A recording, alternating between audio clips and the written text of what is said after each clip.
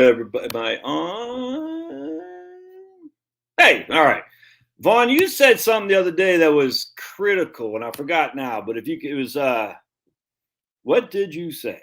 Anyway, I forgot. So I wanted to see if you could say that again, type that again, Vaughn. What you had said on the live stream the other day. And I forgot what it was, but I was like, man, that's 100% spot on. Let me just make sure the rumble is going here. Hold on, just a second. Let's get ready to rumble. All right, 1 second. Did I not put it on Rumble? Thought I did. Okay. Wait. No, is it, man? I guess I didn't put it on Rumble. Why did I thought I guess I'm not on Rumble today. Could have sworn I did, man. Blanchett, hold on a second. Oh, I guess not. Oh, that's right. Because Rumble, you can't. That's what it is. And Rumble, you can't do it in advance. You have to do it. I couldn't do it 5 days in advance. I had to do it. I forgot. Okay. So no Blanchett today, unless he comes on later, because he is. He's taking his in-laws down to the Social Security Administration to ask. Oh, well, there he is. There's Blanchett. Hey, David, can you hear me? Hold on a second. David, you can hear me. I can't hear you. Are you? There you go. Can you hear me okay? Hey, Blanchett, man, right on. I never talked to you, David. Good to meet you. What's going on? What, did you go down to the Social Security Administration? I did. It was my first time there. Now, where are you exactly? Pennsylvania? So I'm in Kentucky. Kentucky. What part of Kentucky? Lexington. Oh, man, right on. Are you native of Kentucky? Born and raised, yeah. Really? All in Lexington? Yeah, Lexington. I mean, so my parents are here. My wife's from here. We've moved around a bit, but back home now. So, well, cool, man. I was just getting ready to tell everybody that it looked like you might not join us today. We'd have to push off till next week, and then lo and behold, there you are. Made it. It's fantastic. All right, let me close. So you can see how formal this is. I got one of my dogs there, and That's great. I got my other dog will be coming up. I'm in my main T-shirt, and I just want to. All right, so David, I have wide open time. If you got a hard time to cut off, you just tell me. But I just first foremost, folks, we got David Blanchett has been doing financial planning research for hell's bells. For a long, long time. I've been following Blanchett for many, many, many moons. We've communicated on occasion on LinkedIn and maybe on via Advisor Perspectives or something like that. I can't remember. But just a good all-around guy. So I can't remember the reason I had talked initially. Some guy was saying something about Monte Carlo, which we'll get into later. And Blanchett was not afraid to take it to him. And then, of course, that guy blocked him. And I was like, man, Blanchett's my kind of guy. He doesn't hold back. And I love that because too many people in our industry is like, oh, I don't want to offend anybody. It's like, screw that, man. Retirement planning. If people get offended by retirement planning, they can freaking screw off. So anyway, so I want to get into a little bit of a deep dive with David, and then we'll open up for questions later. If you have questions, guys, type them in caps down there in the show notes, so I can see that you have a question for Blanchett. Because if you don't type them in caps, I can't tell if you guys just talk to each other or not. So, all right, so David, man, I tell you, this is great. So you're a native of Kentucky. Your wife's a native of Kentucky, but you moved around to your Air Force or an Army or something like that? Oh, no. I meant I went to business school. My wife went to veterinary school, but no. My parents were both public school teachers for 27 and 28 years. So we were pretty locked in terms of location growing up. So you graduated high school, went to University of Kentucky? Go Cats, baby. Yeah. All right. Well, they got smoked by Iowa. Huh? Oh man, that was a terrible game. Big Ten representing against the SEC. Are you going to go for Georgia in the football championship there? Yeah, I am. I watched both those games. Those were both pretty crazy. So I was disappointed that Michigan lost, but I was excited to see Georgia win. So yeah, all right, right on. I'm very much looking forward to 2024 when they actually have a playoff for once. This Right. is not a playoff. This is silly. Right. But hey, it's patience is a virtue, I've heard, and I've been, the freaking BCS and the BCS. Now what we got is all a communist plot to tick me off. Has been the bane of my existence. There isn't a college football playoff. I'm like, just every other sport has a playoff. Every other sport. So. One other divisions that play college football have a playoff. Yes. So it's not just like they can't exist, right? 100%. I'm like, every single Division 3, 2, FCS or FBS, whatever it's called. I can't remember. But all right. So then you get out of college. Did you meet your wife in college? We were actually high school sweethearts. So I know. And she stuck with very you. Original, very original. Huh? But I've been, I'm interested in I've been drawn to the field of financial planning since high school. I did a bunch of internships in high school, did a bunch of stuff in college. I've always known I wanted to be in the field. Yeah, and I've done a few different things. I think I've kind of settled into what I may be best at or the least bad at. Is your wife a veterinarian right now? She is. Yeah. She does. We're in Kentucky, but she does small animals. Yeah, okay. And she focuses on rehabilitation. So mostly older pets that are near the end of their lives that need specialty care. Okay, gotcha. And you have kids, David? With 4 kids. Hey, 3, 6, 7, and 10. That's it. 3, 6. So I always joke that my wife wanted to have 4 kids and I wanted to have 2 kids, and so we compromised on 4 kids. But that's it. That's it. There's no more children in our future. So. I got 4 kids too, man. My youngest just turned 15 December 31st. How old are you? Roughly 45, something like that? 41. 41. Okay, gotcha. Right on, man. So 4 kids, boys and girls combination. What do you got? Girl, boy, boy, boy. How about you? I got 2 and 2. The oldest 2 are girls. The youngest 2 are boys. So right on, man. My oldest is 22. My youngest is 15. So yeah, we're popping. We have Irish twins. Our last 2 are Irish twins. You ever heard that terminology? Oh yeah. I'm a twin. So yeah, know the term. Oh, no kidding, man. All right, right on. All right, so I mean, your parents are public school teachers, and somehow in high school you were interested in financial planning. Did your dad tell you about stock markets or something like that, or what? No, I don't know what it was. Just always interested in the markets in the field. It's never been just investment management. Like I never wanted to go out and necessarily just be like a stock picker. Right. I mean, I do enjoy the portfolio aspect of all of it, but I guess that never has been kind of my only focus. It's been a lot broader. What was your first gig financial planning oriented? Like Ed Jones knocking on doors or something like that? Or well, so I did internships at a lot of brokerage companies back when people were called stockbrokers in high school.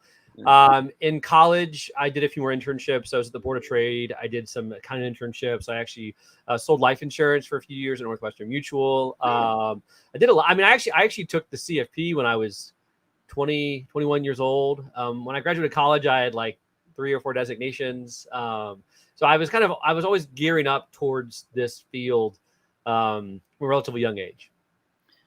But you wanted, I mean, I've been reading you since probably in the FPA or GFP, probably 2005 or 6, maybe. I've been doing research for at least 15 years now. But were you doing that at Northwestern Mutual? Probably not, right? Well, no. So I would have been, 15 years ago, I was 25, 26. Yeah.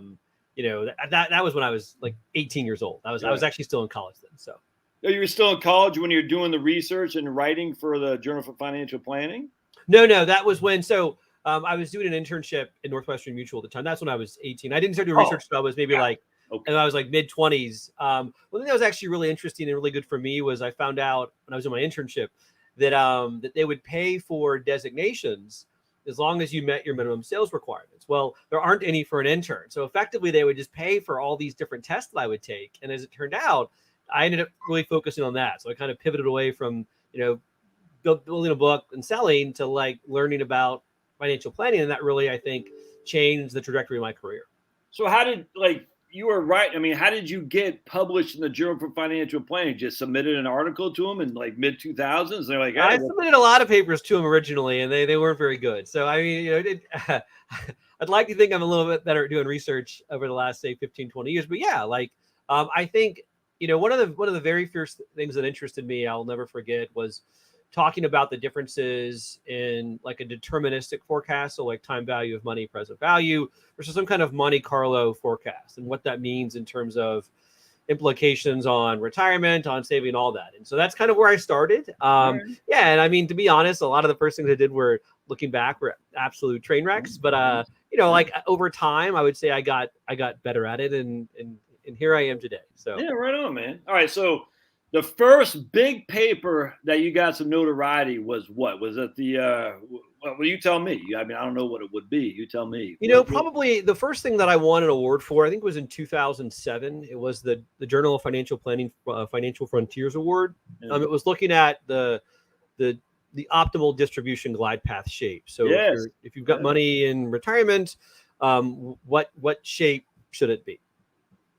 All right. And then you got that, and next thing you know, you're being pounded on. Like, David, do some research for us, like Morningstar. No one ever actually. What's funny is even now, like, people don't necessarily ask me to do research. There isn't like people that are saying, "Hey, do this." I am incredibly inquisitive. I am up almost every night testing random things, and people are like, "Oh, you get a lot done." Well, I mean, you guys only see the stuff that works out. I mean, there's so many things I do that, I test and I'm like, I can't do that. I get data sets. I don't know. I think I was raised to be inquisitive. And so I just really I like answering questions so I know the answer, right? It's not that I don't trust people. It's just that if I've spent the time to really understand how it works, what the pros and cons are, I think I can give someone, I feel more confident talking about things that I truly have spent time researching, and I like to research everything. So that's what I spend a lot of time doing. Yeah, no, 100%, man. And I think that paper in 2007 is where I think I got introduced to you, which, and then you started doing a lot of research. How'd you end up at Morningstar, by the way? I'm just curious, like, because you were there for a few years. I was there for about a decade. So I was at the first company. I actually was with Hilliard Lyons. Now I think it's W.R. Baird. Right out of school, working part of a financial planning team and a group. Then I went to a company called American Trust, Unified Trust, for about a decade too. That's right. Yeah. I remember. And my wife got into, and so I actually got my MBA in Chicago when I was there. I took kind of a break for 2 years. So you moved to Chicago? I did. Yeah, I did move to Chicago. So then I actually went back to work there after I finished. But then my wife got into school, to vet school at Iowa State. And the role that I had, it wasn't very conducive to being remote. And I did an internship with Morningstar when I was getting my MBA. I kept in touch, and I was like, hey, how do you all feel about me being remote for you guys? And they didn't love it, but they were willing to try it. And so I was remote for them, first in Iowa, then in Kentucky for about 10 years. And I left about a year and a half ago to join Prudential, or really PGIM, where I'm also remote, working in Kentucky. All right, gotcha. So you were literally living in Chicago with your wife. Did you have kids back then? No, we didn't have kids until she was in veterinary school. So I was in business school. Gosh, when was that? That was when I was maybe 27, 28. So no kids until we were like early 30s, I guess. 31 would be about the age. So right on. And so then you moved back to Kentucky. Now, all right, so I want to go deep into your dive on retiree spending, because a pet peeve, David, so my story is I'm 10 years old and you were a little bit, well, maybe 11, but so I started in 1998. I cut my teeth at Vanguard. I was in college. I was introduced to French Fama through my economics professors at George Mason University. And I love the 3 factor, which is now the 5 or the 7 or the 25,000 factor, and the evidence-based investing. I just hate all that crap. Anyway, and I don't mean I hate all the crap with French Fama. I just hate all the industry jargon to try to prove that we're some kind of science. Then I came across, and I'll never forget, that Ty Bernicki article in the FPA in 2005, where the reality retirement spending and the firecalc.com calculator that kind of adjusts your spending downward. And I'll never forget. You're familiar with that. Ty Bernicki. Okay, so Ty Bernicki out of Wisconsin had written an article in 2005 in the Financial Plan, the JFP, that talked about reality retirement spending, where the retirement spending drops as people age. And I'll never forget Jonathan Clements, of all people. And he used to be with the Wall Street Journal, and I forgot that Jason Zweig, I think, took his place, another British guy. But anyway, he said, the reason that retirees are spending less is because they're running out of money. And I'll never forget that. And Ty was somewhat defensive because Ty was and I don't know this guy, but he was just a regular financial planner. And here's Jason, or not Jason, Clements, kind of, calling him out. And I said, and I remember he's like, oh, well, maybe, but we don't have any evidence of that. We just know that when my running the BLS numbers, this is what I see. Mm-hmm. Anyway, and then a couple years later, here comes Blanchett. You know what I'm saying? I was like, oh, that's fantastic. This is it, because I say, I remember I said I had a client. I went to high school and college in Washington D.C. area, and this is when the Redskins were. What can I say? Redskins. Anyway, the Redskins were huge. Like you literally passed season tickets through the generation through your will. And I'll never forget. I had a guy. I said, the Redskins were playing the Cowboys on like Monday Night Football or something like that. And back in the day, this isn't probably mid to late 2000s. That was a big ticket, you know what I'm saying? Because of Redskins and Cowboys. I had a client. I said, man, you going to the game tonight? He goes, nah, I gave up my tickets. And I said, why? He goes, because I'm just getting old. I don't want to do that. I just like it in my house. I just don't get out that much anymore. I'm pretty comfortable sitting around and watching football on TV. And it clicked. And at the same time, I was reading your stuff after having been introduced to Ty Bernicki's stuff. I said, there's something here, man. People, as they age, their spending doesn't go up linear, a la the 4% rule. It drops. Now, that doesn't mean it's all inclusive. It doesn't mean, but the models that we're using, that this inflation-adjusted spending on a linear basis, I said that where's the evidence of that? So anyway, tell me how you came to find that, because that's one of the best pieces of research that's out there that is still not taking over the industry. It's nuts to me. So I'd heard, even when I was doing my internships in accounting in college, about this idea of like the really fun, like the slow go, the go, the slow go, and the no go years. And I was like, well, that's a really interesting theory, that people don't increase their consumption every year by inflation. I mean, literally, like the models we use say that you somehow know that inflation last year was like 6%. You like every year, just without failing, you spend it all. And I was like, well, like I wonder what the data suggests on that. There had been some research done, but what I did is I used a data set called the Health and Retirement Study, and I looked at, well, how it tracks households over time. How does their spending change? And I think consistent with what you see in a lot of places is that what we found, or what I found, is that it didn't increase every year by inflation. Now it does for some folks. What's really important here is yeah, some folks just go crazy, some folks don't. But the average outcome was that individuals do tend to spend a little bit less in today's dollars over time. So if inflation's 3%, they only spend maybe 1 or 2% more. And that really can add up over a 20 or 30-year time horizon when it comes to retirement. And so, and what I did find is that individual expenses tend to tick up like later in life. There's a really important nuance there, though, is that the average expense ticks up, but the median does not. So the median, it just keeps dropping, but the average goes way up at the end, because like 1 in 5, 1 in 10, whatever number you want to use, have some kind of like significant out-of-pocket medical expense. And so I think, to me, like the implications there is just that this notion that individuals are going to spend more, it doesn't hold reality. And people say, well, David, to your earlier point, people spend less because they have to, because we're in this retirement savings crisis. And actually, that's not the truth. So what you can do in the data set is you can isolate the folks who have just tons and tons of money and aren't spending a whole lot for whatever reason. And what you find is that they tend to spend less as well, right? So it is true that individuals who are over consuming, they drop their consumption by the most, but most retirees tend to reduce their spending in today's dollars over time. I think that's been kind of well borne out in the literature and the research at this point. Well, it is, and I just like one of your articles, retirement spending smile, that Wade Pfau had wrote about as well, using your data. I just had to let my dog out.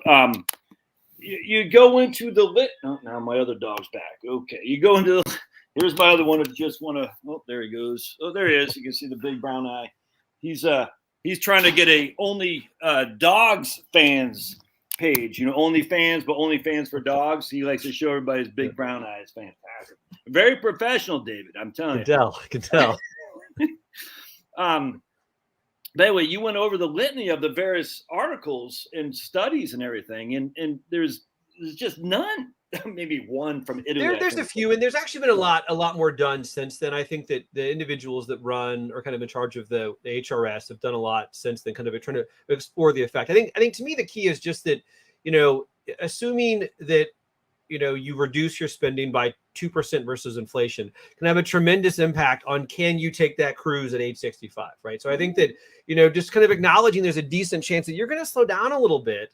So if you're a little bit constrained, if you're behind, maybe it's okay to take that cruise, just being aware that if things, so I think to me, that's how I talk about that to advisors and retirees is that I think it can kind of shift how you think about spending your savings. Well, here's what's going to, and I don't want to hold you accountable. You don't have to say this, but here's what pisses me off about our industry. Like the Boston College, the Center for Retirement Research up there and all this, they show these pending retirement crises built on the idea. It's just so freaking, it's bad data sets. And I don't get how it's not just them. It's, this Teresa Jared Geldy lady. It's, from the new school. It's all these guys. And I'm like, there's something fundamental. And this is just me. I'm not putting this on David, but I don't understand other than, they're being backed by these various industry groups, the pension, the annuities and the TIA crest of the world. I just don't get it. Why are they not using the moderate approach that says, yes, we are planning for a spending adjustment with inflation, but the evidence on that is suspect, or at least just there's another model here.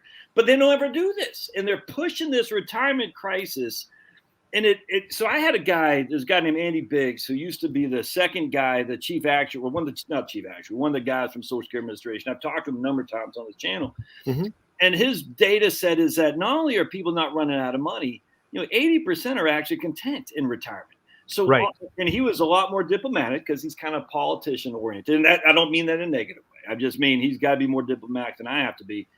But I was like, but why? Why are they pushing this so that people still have to dig their dishes when they're 65 when they could retire? What is happening? And it just infuriates me. And I'm not saying we have to say, you can retire with $1, but I'm just saying all the data from our industry is that there's this retirement crisis, and it's just not there. Any thoughts on that by chance? So we do not have a retirement crisis, right? A retirement crisis, in my opinion, is grandma and granddad living on cat food. Yes. That we have one of the most generous public social systems in the world. Social Security is a very, very generous system versus other public pensions. And so right now, we do not have a retirement crisis, okay? We do potentially have a retirement savings crisis whereby a lot of Americans aren't saving enough for retirement. Now, it doesn't mean they're not going to have an okay retirement. Retirees are a happy bunch. One of my favorite surveys about retirement was one that Vanguard did, I don't know, like 5 years ago. They asked all these people, like, is there a retirement crisis? And half of them say yes. Right. Then they say, well, would you describe your situation as a crisis? And like 10% said, yeah, I'm in crisis. So I think there's this perception that there's this issue with savings. And now I think we can do a lot to improve access to retirement savings vehicles to get folks to save more. And it will mean changes in retirement. But I've recoiled for at least a decade. Sometimes we have a retirement crisis because we don't. Folks need to be saving more. We need to be doing things. But most Americans have a pretty good retirement based upon the public systems that we've created for them right now. That they're paying into. It's not just, we are paying for this. It's not just an entitlement. It's a relatively progressive system, and that's okay. And that's how most public pensions work. But I think that we don't have a retirement crisis. We might have a retirement savings crisis, and we're doing things as a country to address it. We just had Secure 2.0 pass that would hopefully increase coverage, increase adoption, all these things. So we're doing things to improve the system. A lot of folks, like someone that you just mentioned, wants to burn the system down. Okay. Yes. This is America. How can you honestly believe that if you start from scratch, you won't end up having some kind of flawed system? It's just people are crazy. Stuff happens. I think the goal that we should have collectively for folks that do this is to improve our system. And we are when we're making progress. Well, another thing that's annoying to me is this idea that everyone had a pension in the good old days. It's just not true. Right. And look, we're speculating. Well, I am, but why? What is the reason for that? And I don't know. and I don't need to know, but I'm just like, it's not true that everyone had a pension in the old days. It's not true that there are a bunch of grandmas eating cat food. It's not true that everyone's going to be living in long-term care facility. And yet this permeates our business. It's just the weirdest thing. I had a guy who had like $1 million in his 401k. I can't remember what it was. And his financial advisor laughed when he said he asked if he could retire at 62. And he'd even ask about his expenses. I'm like, I literally don't understand. I don't get it. And I'm just wondering why it seems like you and maybe Wade, Kitsis, and a couple others, me, but it seems like we're just preaching howling at the moon here. And I just don't get it, man. It seems to me that you'd have a lot more happier people who would engage in financial planning if they didn't feel like they're going to be laughed at if they only have $1 million. And it's weird to me. I don't. Well, I mean, very few folks have $1 million. Exactly. To me, it's where I worry most is like the mass affluent, like individuals that have been doing what they can. They haven't made a lot of money. They've got something to save for retirement. Like, where do you get good advice today? Like, where do you get high quality, unbiased advice? And so personally, I like the expansion of 401k plans, where there's more of an emphasis on keeping folks in plan post-retirement, because there you have an institutional fiduciary who's creating, strategies and products for clients. And I mean, I know tons of great advisors. Like I've been doing research on the value of advice for over a decade. The problem is there's this massive dispersion in what it even means to be a financial advisor. Right. And so what worries me is, you get people that have smaller balances, and how is $200,000 a small balance? It's not. Right. But it might lead them to individuals that would recommend products and strategies that don't have their best interests at heart. Now, it's important I say this. I'm also a big fan of annuities and products that can provide lifetime income, but it all needs to be like done with good measure. Like, I'm not talking about that crappy product that has a 20% surrender charge that costs 8% a year. I'm talking about like building either good portfolios or whatever else. But I just think there's this big disconnect in our industry in terms of the quality of advice that you would receive across from different advisors. Well, the quality of the research too. That's another thing that frustrates me, is that the lack of good research like what you do.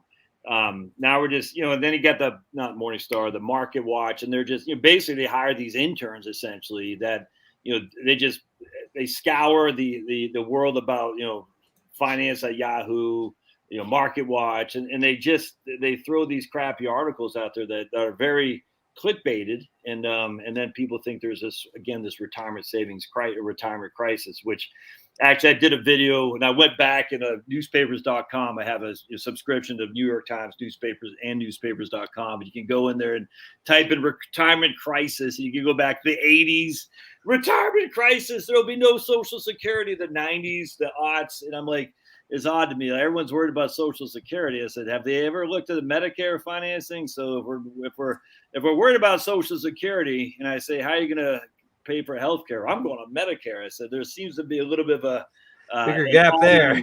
Exactly right, because Medicare is in a world of hurt compared to Social Security.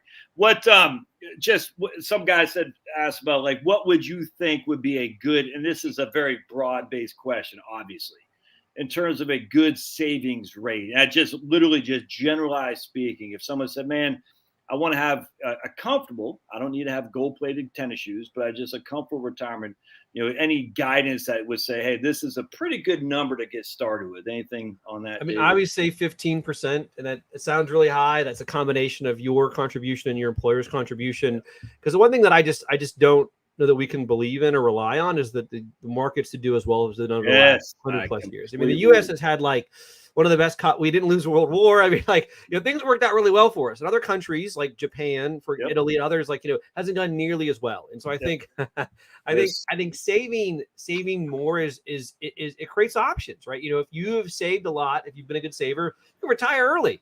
You can go on more vacation. And so, I mean, like, I think there is a balance. Like, I'm not like a big fan of this whole FIRE thing where folks are like saving 80% of their pay and living off cap. Like, that doesn't make any sense to me. I think that, saving, I think we will have to save more moving forward given returns, but I would say 15% is a decent starting target. what are your thoughts on returns? So I use the Vanguard models in my own planning software. Yeah, the VC, the VV, the VCMM. I mean, we PGIM does them. Everyone does them. I think that the one thing that's really important with capital market assumptions when you're using them in a plan is that they match the duration of the plan. And honestly, it doesn't really matter much right now because the current bond yield environment is relatively similar to long-term averages. Yeah. What worries me is like where we were like a year and a half or 2 years ago with really low bond yields. And I don't want someone to assume that bond yields are super low forever because I didn't think that they would be. I didn't know when they were going to change, but I think that, if you have like, or if for some reason a year from now we've got bond yields that are like 10%,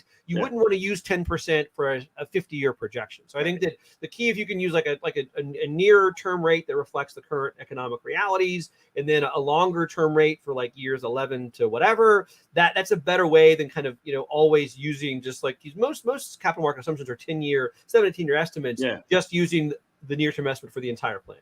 How about with the equity side? What would you say? And obviously we're not holding you accountable. I'm just, so I'm a big fan of Bogle. So earnings growth plus dividend yield, obviously contraction or expansion of P's. That's it. But how do you guys with, PGIM or even your stuff with Morningstar, how would you come up with your equity potential returns for the next 10 years? Yeah. I mean, I think honestly, like, I think a really good proxy is just, 5-ish% plus bond yields. I mean, like this equity risk premium is, that varies, right? There are times where it's going to be 6% and then 3.5%. But like, I think a good proxy as well, if bonds are giving you 4-ish, stocks should give you 4 or 5-ish more than that because they're a lot more volatile.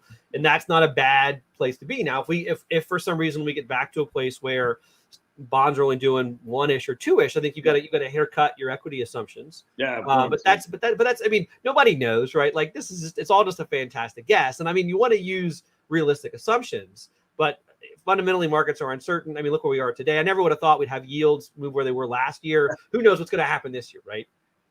I mean, the worst bond market anyone walking this earth has ever seen. It's crazy, man. I mean, when you have a low starting point and bond yields go up, I mean, you're gonna get hit there. I was talking to my in-laws today. I was like, even if you see the same increase in yields this year, it won't be as bad because you're starting from a higher spot, right? You're starting from 4.5%. So when we hope that yields don't go up, well, maybe it'd be nice if they go up 3 points, but like it was like the worst possible absolute and relative increase that we've ever seen. Blanchett, if I wasn't happily married, I'd come to Kentucky and give you a big smooch on your lips right now. Except I don't dig dudes. But the reason for that is because this thing called log. You know what I'm saying? So you go from 1 to 4. It's a hell of a lot different from going from 4 to 7. You know what I'm saying? Right. It's like it's not the same percentages. And that's one other thing that ticks me off. All these people, like, I get ticked off a lot about it. I love it. There's so many good people in our industry. I hate the fear mark. I hate it with a passion because it keeps people doing. Look, I love Jesus. If loving the Lord is wrong, I don't want to be right. But at the end of the day, we're not put on this earth to dig ditches for some freaking hedge fund manager named Mitt Romney. We're on this earth to proclaim the gospel. That's just my opinion. You don't have to agree. I don't care. Well, I do care. But at the end of the day, and so this fear mongering is my opinion, satanic. It's trying to get people to keep, digging the ditches as opposed to proclaiming what we're supposed to proclaim under the Great Commission. Point being is, when you look at the bonds at 1 and they move to 4, that's a 300%. 4 to 7 is not a 300%, and people don't want to make that assumption. Oh my goodness! It's like no. It's completely different from a logarithm as opposed to just a regular linear thing.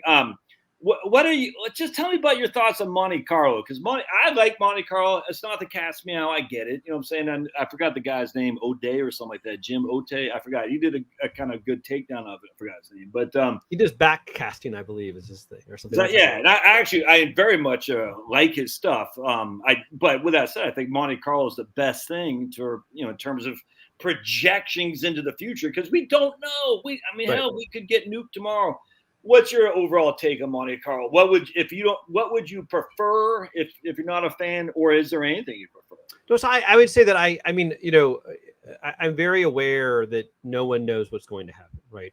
I think that we need to provide context on uncertainties for clients, right? There's just things that can happen. So what it does is it gives researchers, advisors the opportunity to kind of model what could possibly happen. I think that there are potential issues with how we measure outcomes in Monte Carlo. Like usually the outcomes metric is success rates, and that's an overly conservative estimate. Like just because you fail doesn't mean it just means you've had to make a change when you're 97 years old. So I think that my concern is that, to your earlier point about fear mongering is like if you don't understand how they work structurally, you may target outcomes that are way, way, way too conservative that results in underspending. So I think that it provided our industry with a level of financial sophistication, but I'm not convinced a lot of advisors who use the tool really understand how to use the inputs and outputs correctly. I completely agree. And then they'll say a 10% probability of failure is the equivalent of a plane crash.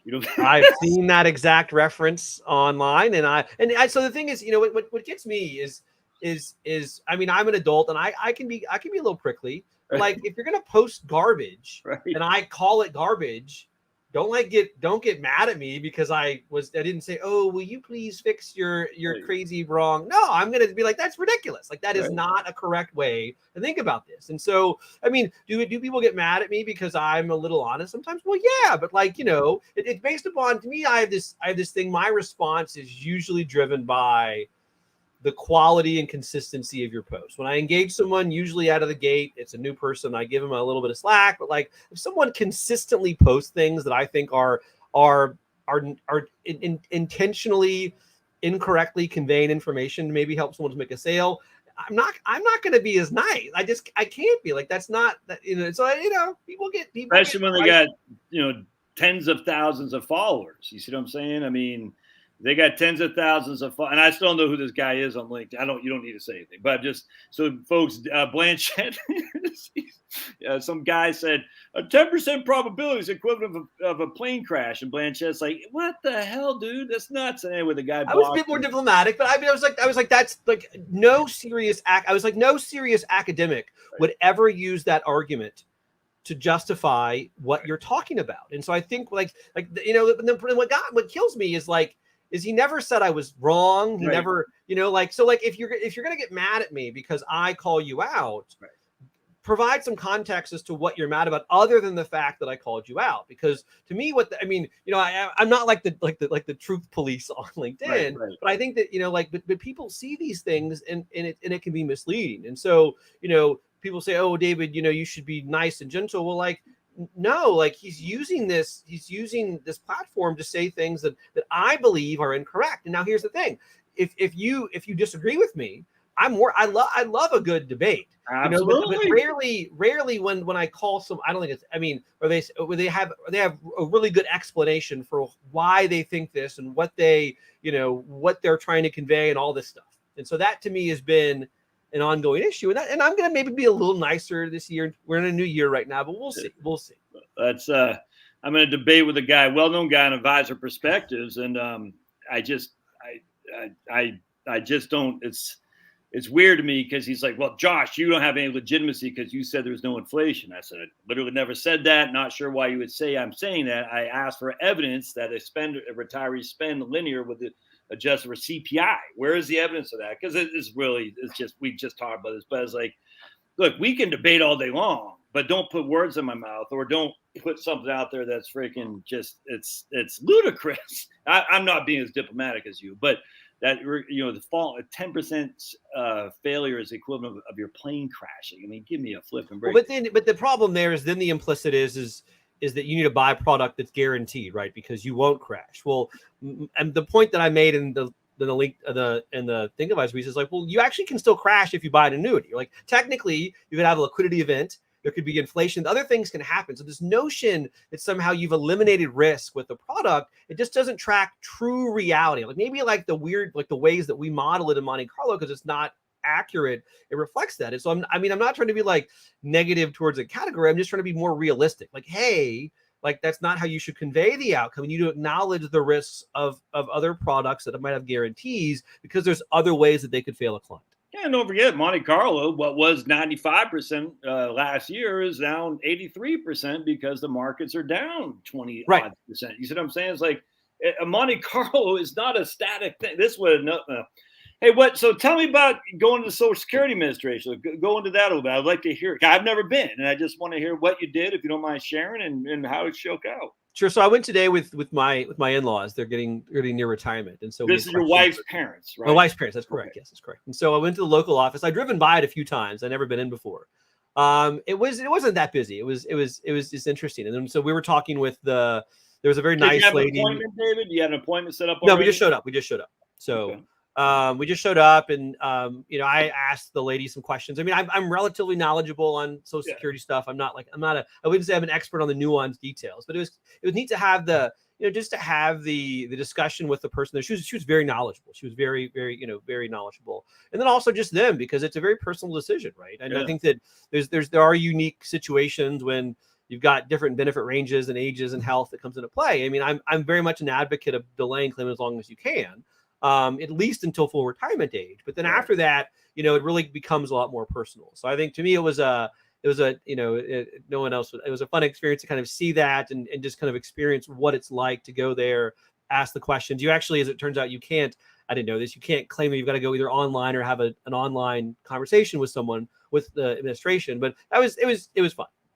So you go down there, and your parent, are they at full retirement age? Are they 62? They both are past full retirement age. Okay. Yes. And so is there a spousal benefit too, or just their own individual retirement benefit? Well, and so that was some of the ambiguity that I wasn't totally clear about going down there, because it obviously affects claiming strategies. But I mean, technically, it appears they're going to each claim on their own behalf, which changes the math in terms of when you could claim and what you can get and all that. So I'm just curious, did the lady that you're talking to encourage that, or was just laying out there for them to make? She was very she was Switzerland. She did not necessarily provide any kind of which I think is good. I mean, I think that you could make an argument to go either way. You can claim it as soon as you can because the government's going broke. You can say, oh, wait as long as you can. So I think she was very factual with the information. I had some questions just to confirm a few things, and very knowledgeable. I enjoyed it.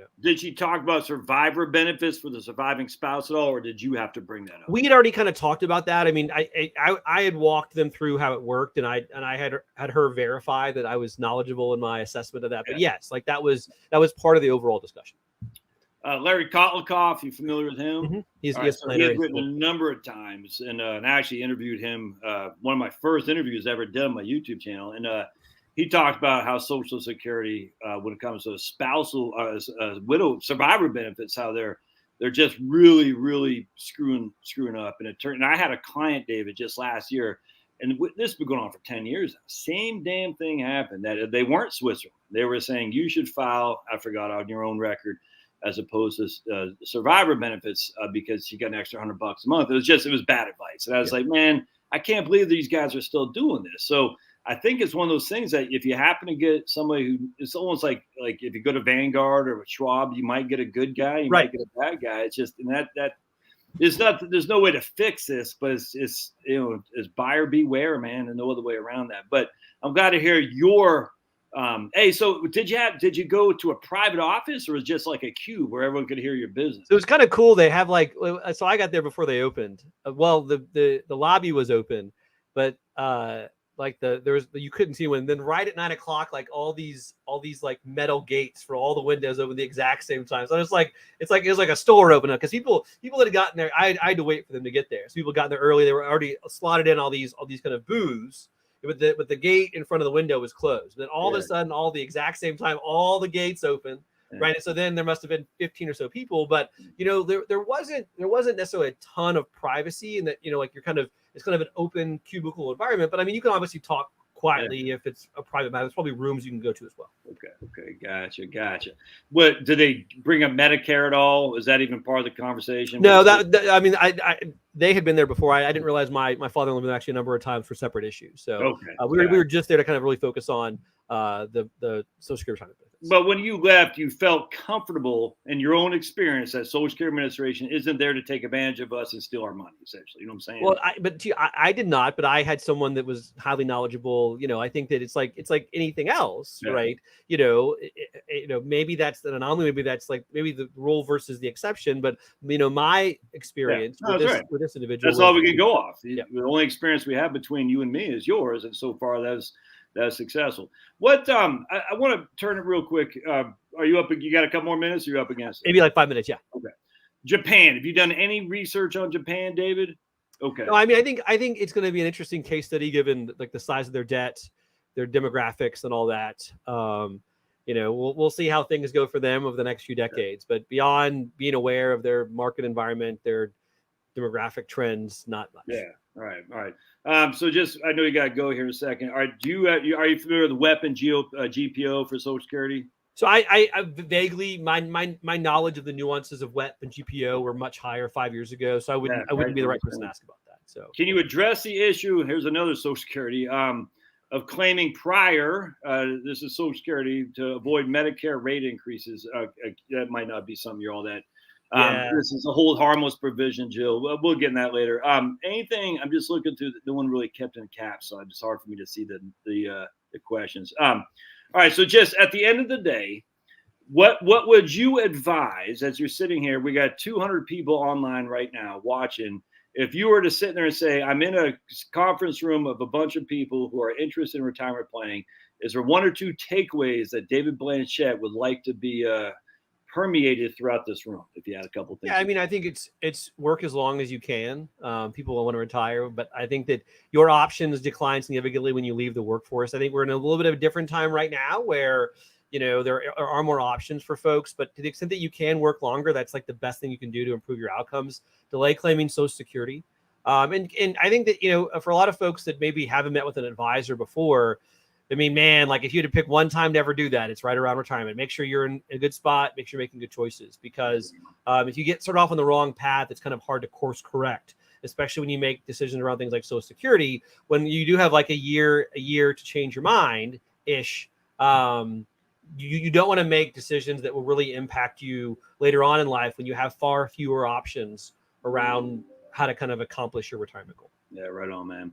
All right, good stuff, Dave. I'll let you jump off. That's fantastic. God bless. Happy New Year.